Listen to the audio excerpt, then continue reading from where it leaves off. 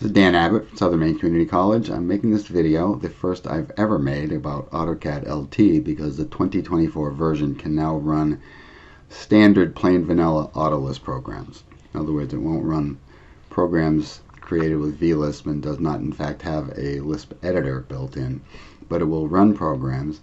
And I've just tested a couple of the programs that I've written that are most likely to fail when I've tried them in things like DraftSite. So the first one I'm going to do is upload, and upload is one of the commands now in Lisp, and in AutoCAD LT. I'm going to load.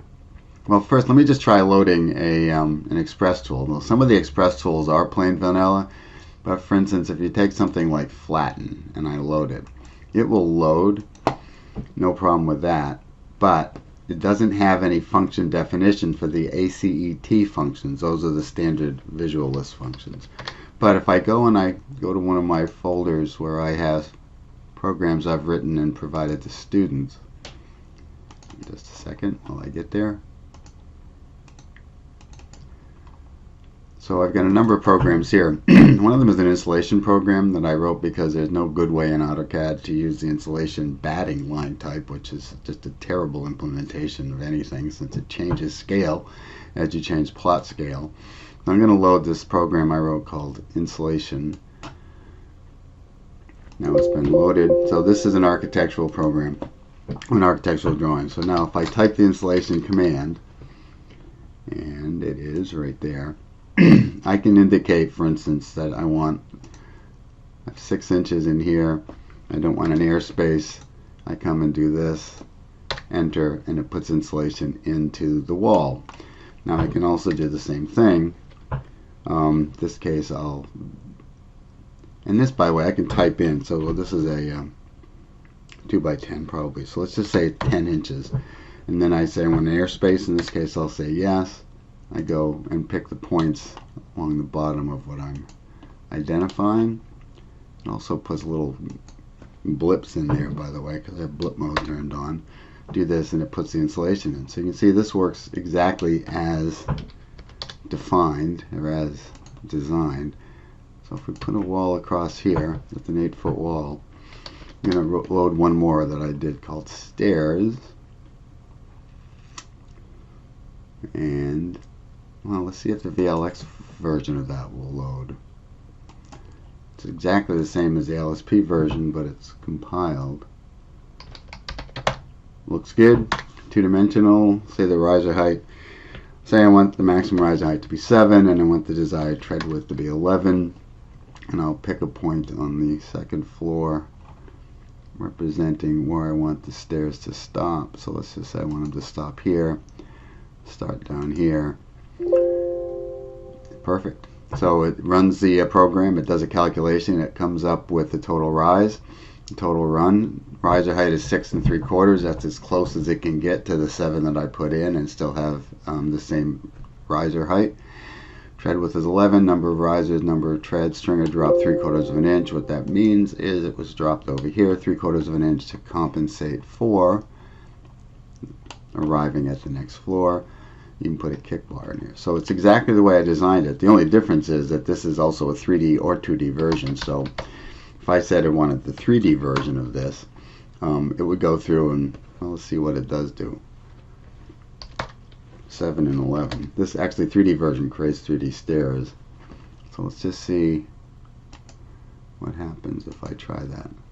Yeah, it goes through and starts to create them, but of course it gags when it starts doing all the 3D functions. So these are all little P lines, probably. Yeah.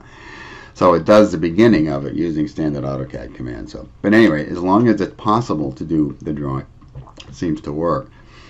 Well, it does work. Now I haven't tried it on everything, but I've tried on the ones that tend to fail if I use them on something else. But the other thing is that I use Lisp programming to automate the process of updating thousands of drawings.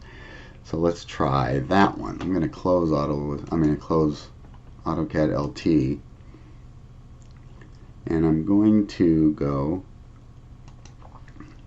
to a folder. Okay, hang on just a minute. So here's a folder. I have some sample programs that are designed to update multiple drawings. So I have a folder called DWG. Let me get rid of that folder. I have a folder called DWG that happened to have a bunch of drawings in it. Just a group. This is a demonstration only.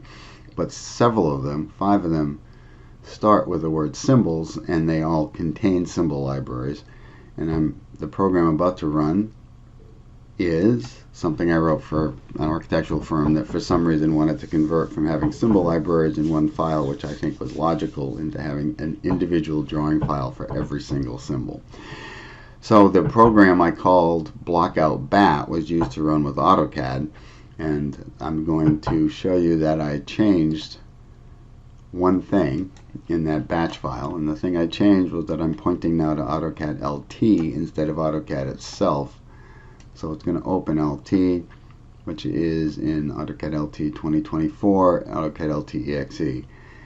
Quotes around the individual folder names that have spaces, and it does create a new folder called New Blocks where all these new drawings are going to go. It's going to be in the same folder as the DWG file. So I created that and saved it. When I run that batch file, it opens up LT 2024. We'll just let this run through just so you can see how it works. So what it's done is open up that file in the upper left hand corner. All that flashing is using the W block command to create separate drawing files from each block in the drawing. So it's opening up a Lisp program once it gets going. That's also only opening drawing files starting with the word symbols.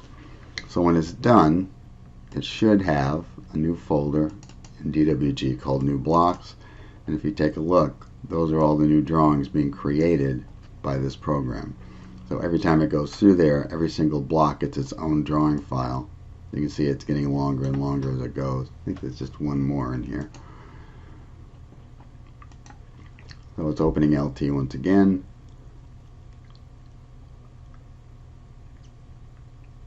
And it's done. So that ran perfectly. Now, the Lisp program in this case is a plain vanilla AutoLISP program. No VLisp functions in it.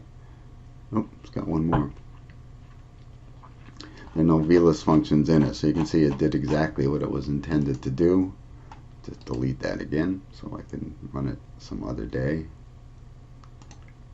Oops, I didn't want to rename it. I wanted to delete it. There we go. The one thing I haven't done is check to see if there's a core console version of AutoCAD LT. Let me just check and see if there's a version in the folder. I'm going to pause. Well, I'm in the Program Files Autodesk AutoCAD LT 2024, and I'm looking at the executable files, and there is an AutoCAD Core Console exe file here, which means I think I can probably use that instead of the graphical user interface option for opening up AutoCAD LT, but it doesn't appear to be any different than, it's the same name as the AutoCAD version.